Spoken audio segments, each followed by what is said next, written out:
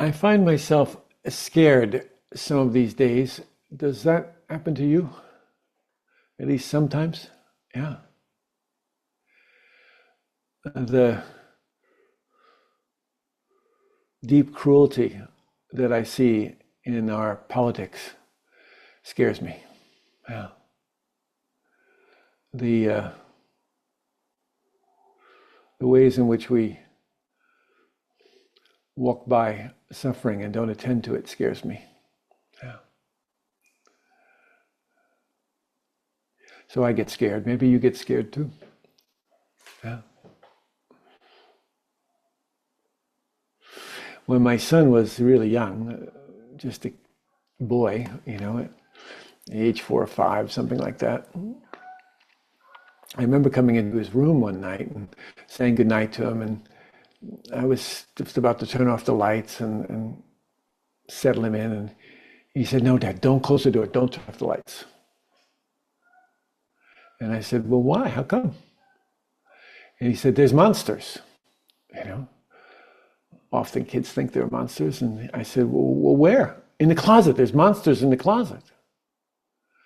And so I didn't think it would be very useful to say, "Oh, no, there's no monsters in the closet, go to sleep."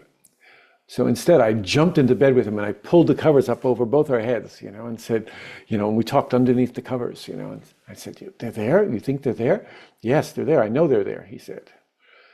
I said, "Oh, wow, they're in the closet. What should we do?" "I think we should stay under these covers. That's what I think we should do." Yeah. And so I just hung out with him in his fear.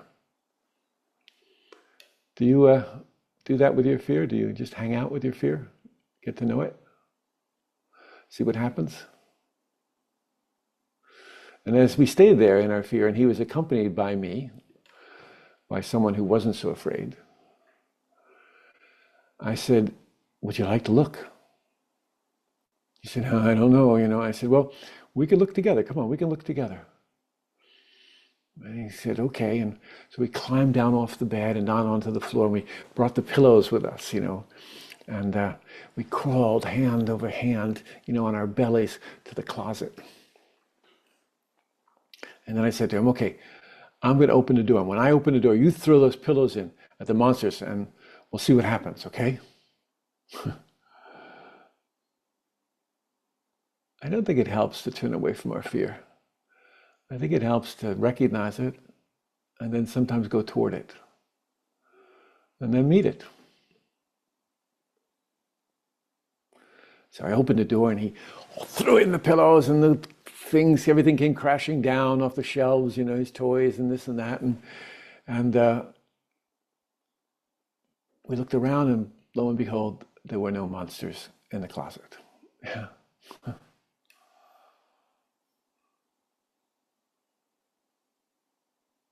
So for me, taking fear as my teacher has helped me a lot in my life. Helped me to work skillfully with it and to discover some degree of freedom.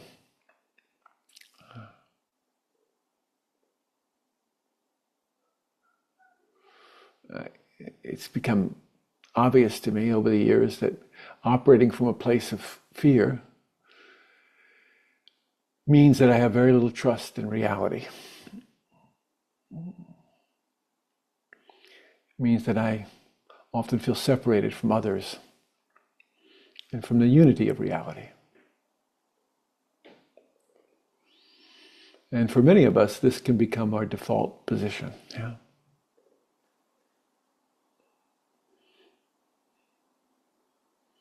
I remember when I was coming up in some Buddhist circles, the teachers would talk about some small cut-off sense of ourself that they referred to as the body of fear, the body of fear. Yeah. And you can feel it, right? You can sense it. It takes its, on this kind of shell of tension around our bodies, yeah? A stiffening of our body, yeah? Sometimes I feel thick with my defenses against fear. My mind can feel rigid and confused.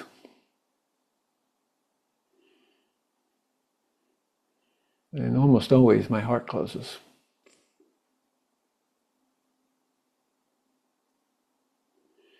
So a separation does need to occur. It's not the separation from reality, but the separation that needs to occur in coping with fear is to distinguish between the emotional state and turmoil that's going on and the object or the thing of which we're afraid. Monsters in the closet, yeah. Because when we obsess about the objects of our fear, whether they're insects or rejection or government interference or pandemics or whatever the object of our fear is, we avoid contact with the emotion itself.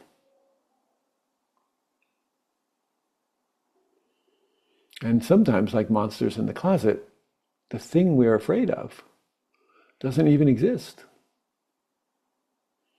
It all turns out to be an illusion of reality.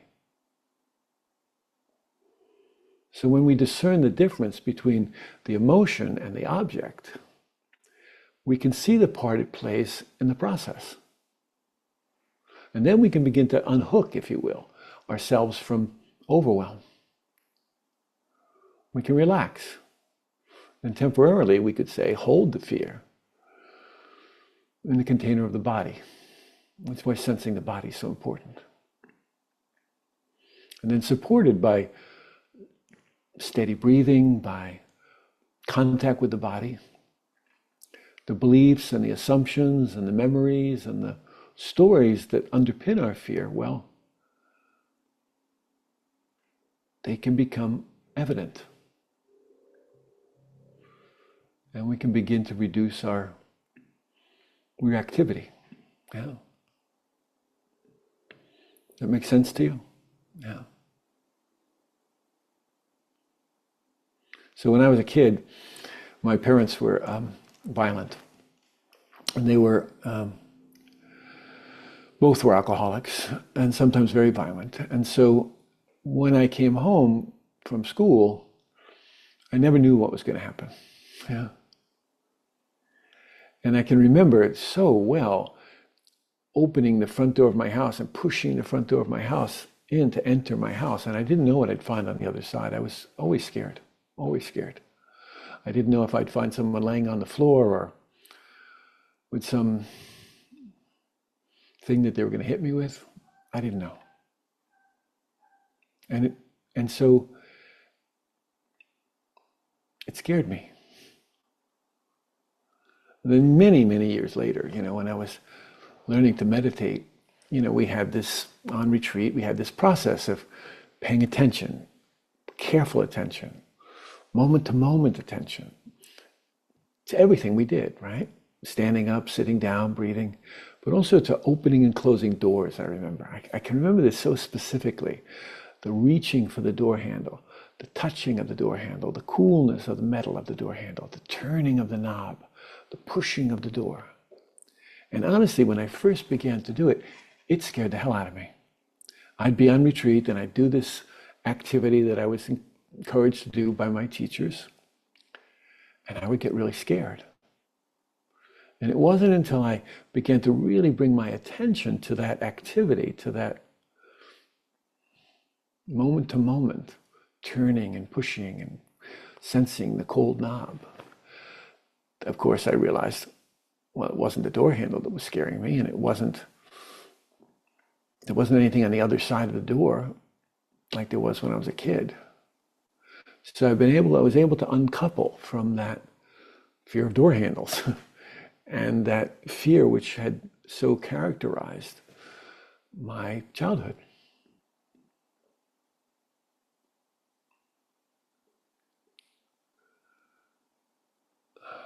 So one way that we can practice courageous presence is through the mindful practice of touching with mercy and tenderness that which we previously touched only with fear.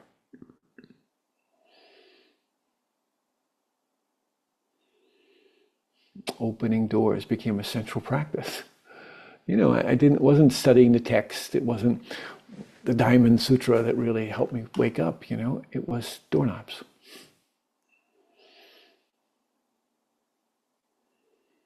So fear is a normal human reaction, right? Necessary, actually. Survival response.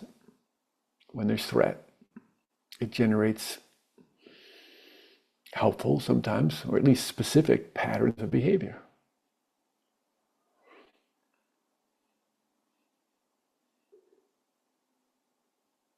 It's reasonable to want to protect ourselves. These days, with this deliberate cruelty, it's reasonable to want to protect ourselves.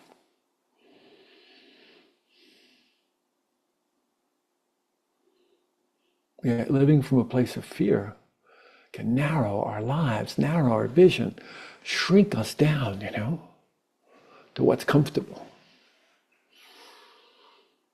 And driven by fear alone, we make unwise decisions. So the willingness to sit with our fear, that's an act of courage.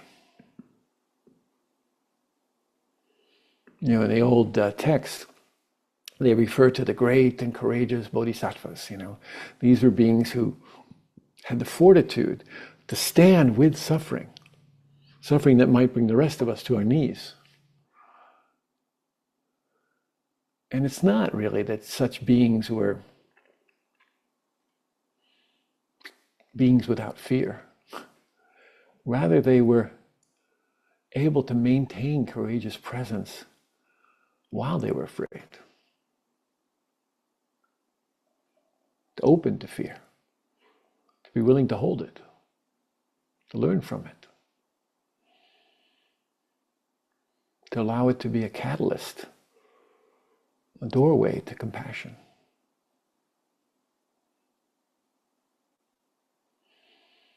I have a dear friend, Janet, and we met through hospice work, and then she became a student in the Dharma with me. And many years ago, she was having a backyard barbecue with her husband and her friend Albert and their 2 kids. And in the middle of the barbecue, Janet went to look for her son Jack, and she couldn't find him, and she called for him inside the house, and he didn't come. And so she kind of went through the house wondering, where's Jack? And as she went through the house, Jack's friend was tearing like a bullet past her to his father Albert. And Janet understood something bad has happened. And so she went outside the front door, and there she saw Jack lying in the road. And Jack had been hit by a car. And they swooped up Jack and they put him in the pickup truck, and they went on their way to the hospital. And on the way, Albert started doing CPR for Jack. But, Janet was so shocked, actually, that she couldn't realize that Jack wasn't breathing. She could only see this big cut on his leg, and this blood that was coming out. She was taking off, putting a towel around this bleeding leg, and meanwhile, Albert's doing CPR. And they got him to the hospital, this little country hospital where they live, and they had to put him on life support, and there he stayed for a while, until it became evident that Jack was not going to survive, and they had to take him off life support. And so they made this really difficult choice, and they did it. And Janet, again, picked up Jack and brought him out to their pickup truck. This was some days later. And they drove him home. And along the road, they were coming along a curvy road, and there was a river that goes beside this road. I know it well. And there was a big full moon on the river. And Jack was lying in Janet's lap, and she said this kind of guidance came to her. She didn't know where it came from or what it was, but it just emerged for her. And she heard the guidance sort of said to Janet, if I'm going to ever honor Jack's life, I cannot let this accident destroy me. If I'm ever going to honor Jack's life, I cannot let this accident destroy me.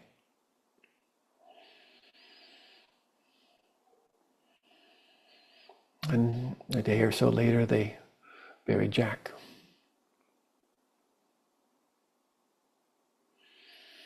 The police called in the process to confirm that it had been a hit and run. And Janet was rageful, that someone could do this. Someone could do this to her son.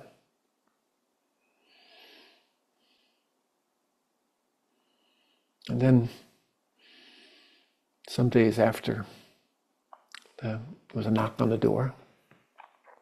She opened her door and there was a screen door, and on the other side of the screen door was a man. And Janet instinctively knew this was the driver of the car. And looking at the anguish on his face, her heart opened. I think of that quote by Longfellow who said, "If we could read the secret history of our enemies, we should find in each person's life sorrow and suffering enough to disarm all hostility." And in a way, that's what happened for Janet. And this grieving mother invites this hit and run driver into her house, and they sit on the couch in her living room. And the driver takes complete responsibility for the hit and run and apologizes, of course. And he explains that he was driving to his daughter's wedding rehearsal and he was late. And he wasn't paying attention. And while Janet was listening, this guidance kind of spoke to her again. The one that said, if I'm going to honor Jack, I can't let this accident destroy me.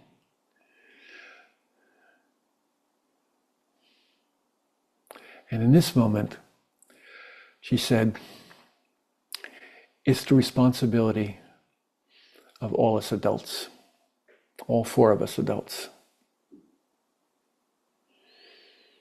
She said, Jack's death was a result of a moment of inattention. Wow.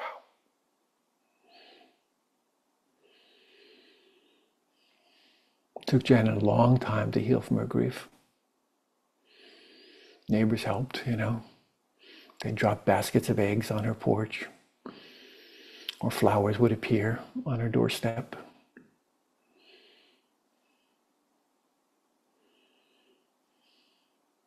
Janet's marriage didn't survive the death of her son, but Janet did. I know her from my work with hospice. She was the most remarkable hospice professional I've ever met. And now in her town where she lives in the country, when there's a person in the community that has the death of a child, Janet's the one they call.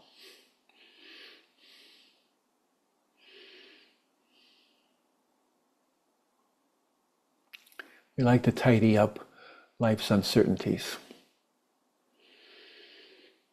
We like simple causes. We want such accidents to be brought under human control. We want somebody to be held accountable.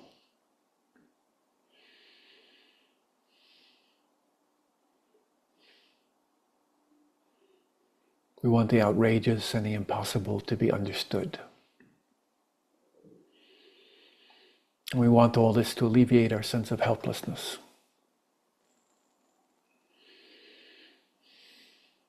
But life doesn't present itself in that way. Truth is, we're rarely in control, especially of such catastrophes, with the twists and turns of fate.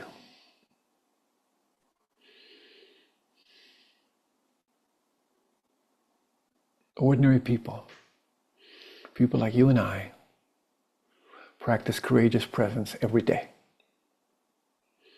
in beautiful ways.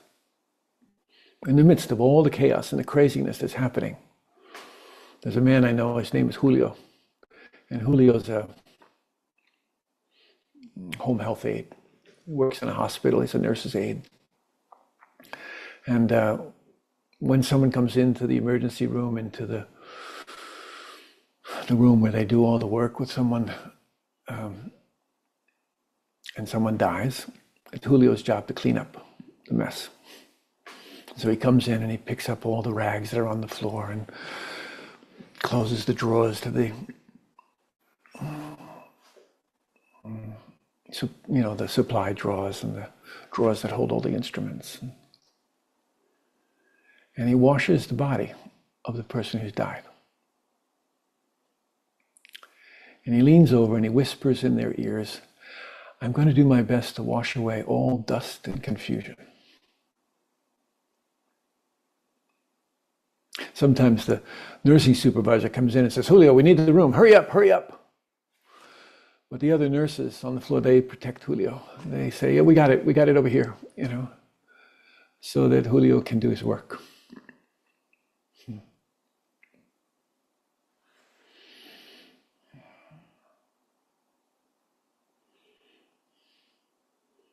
For some people, just getting out of bed in the morning requires courage, a warrior courage, yeah?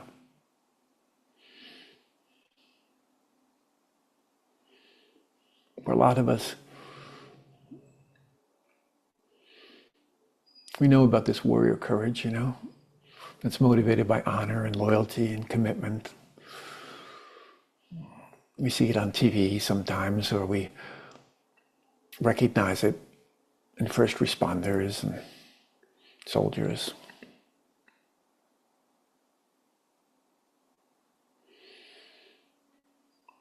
They act with a kind of fearlessness. And fearlessness isn't about eliminating or ignoring fear. It's developing a capacity to be courageously present with the powerful states of mind and heart that are present when we're facing fear. There's this story I've told before about Lieutenant Chris Hughes. He's a soldier in Iraq. And there's an article about it in the New Yorker. You can read it if you can find it. And the article goes something like this: on the morning of April 3rd, the Army and the Marines were closing in on Baghdad. And I happened to look up at what appeared to be a disaster in the making. A small unit of American soldiers were walking toward the street in Najif, where hundreds of Iraqis had poured out of a building on either side. Fists were waving, throats were taut. They pressed in on the Americans, on Lieutenant, and the Lieutenant and his small band of men. They were shrieking and they were frantic. They were lurching at them.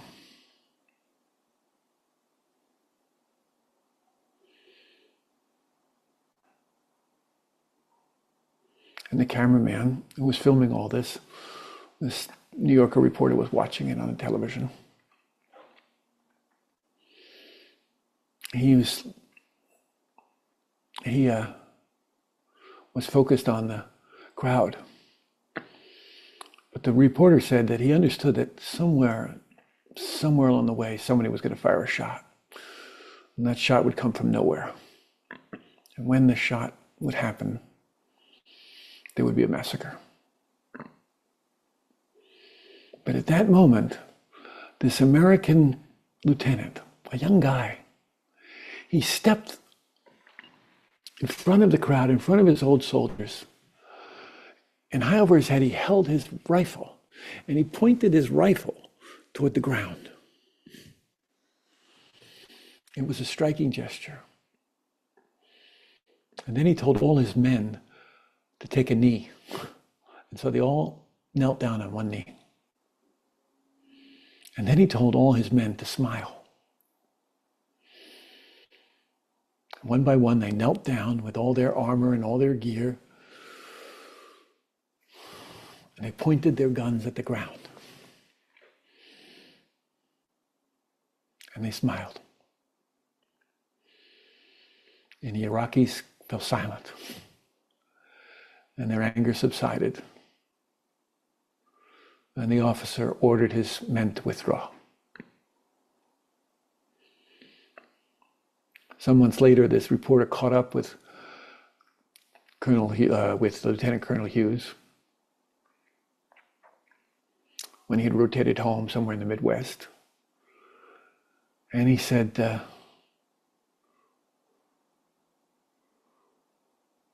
who had taught him to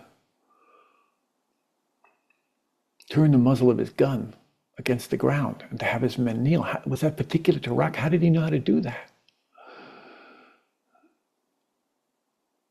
And Lieutenant Hughes explained to him that no one taught him how to do that. That what he was taught was how to fire shots into the air and have the helicopters come in and with their big blades turning and stirring up dust in the crowd.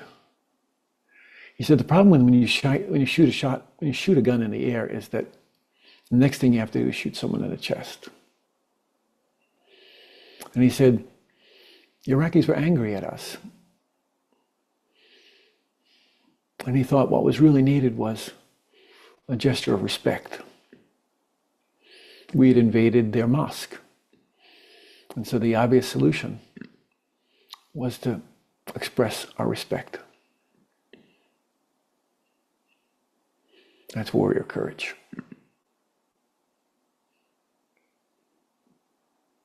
And then there's courage of heart, right? When we are able to hold what's difficult for us in our hearts. You know, the fearlessness of the courage of heart is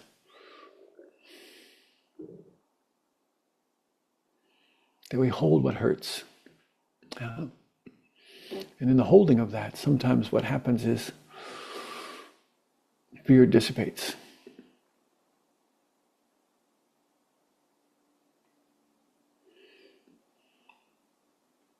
Jack Cornfield told me a story one night at dinner about being up in the woods of Mendocino with Michael Mead and a bunch of other folks at this retreat for men.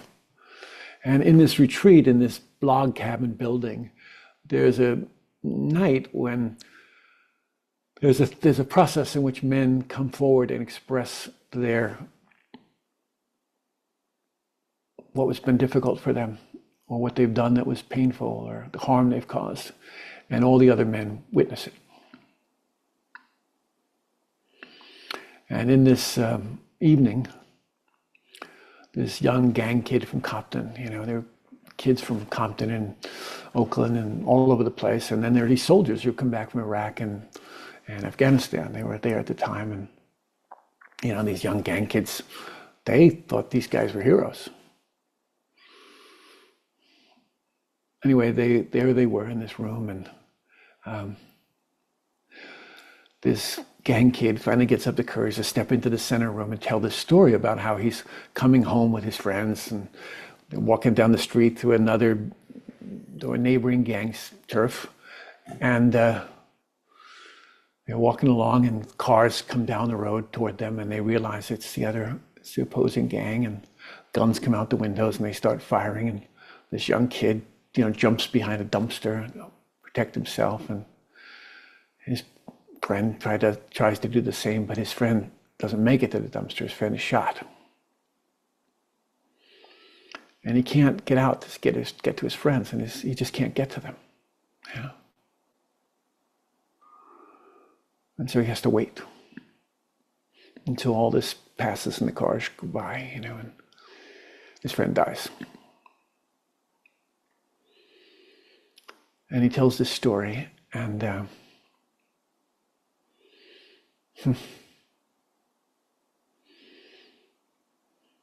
standing in the middle of the room, and no one knows what to do. No one knows what to say. And then Michael Mead, this great, storyteller, he starts beating his drums, and he starts telling the story about an old Irish warrior who had gone out to fight against a neighboring tribe, and they had been so full of rage and hatred in the midst of this war, in the midst of this fighting, that they couldn't control it, and they turned back on their own village. And they were coming to their own village, and they were going to kill people in their own village because they were swept away by all this rage.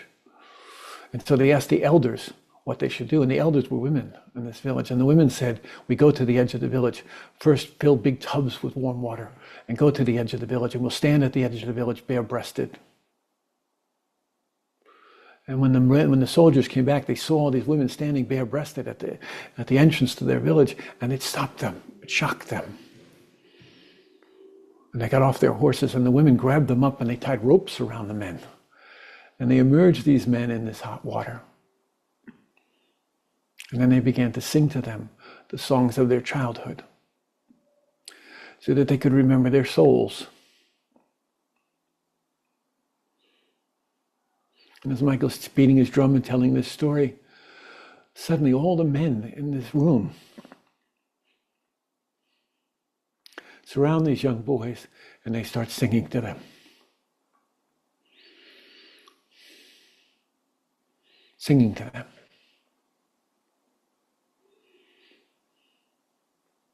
What have we done to our young men?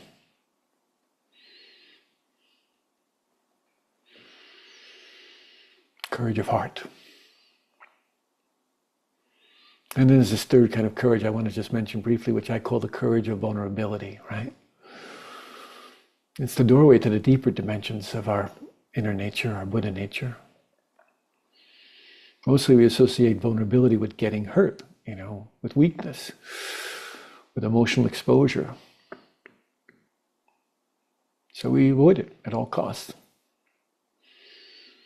The courage of vulnerability is the willingness to sit with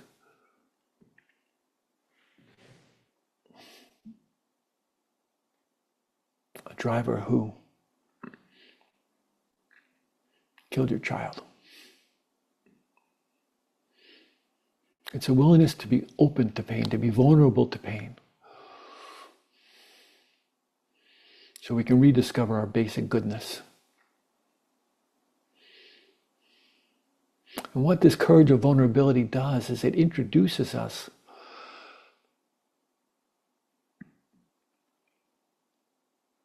to our invulnerability. And I don't mean by that we can't be hurt or that we're teenagers in some place. I'm talking about the invulnerability of our basic nature. The nature of our nature is invulnerable. It can't be destroyed.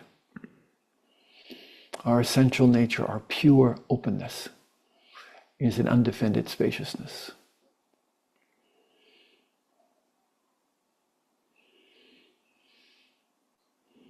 And entering a state of vulnerability makes us sensitive to experiencing both the pleasures and pains of this life.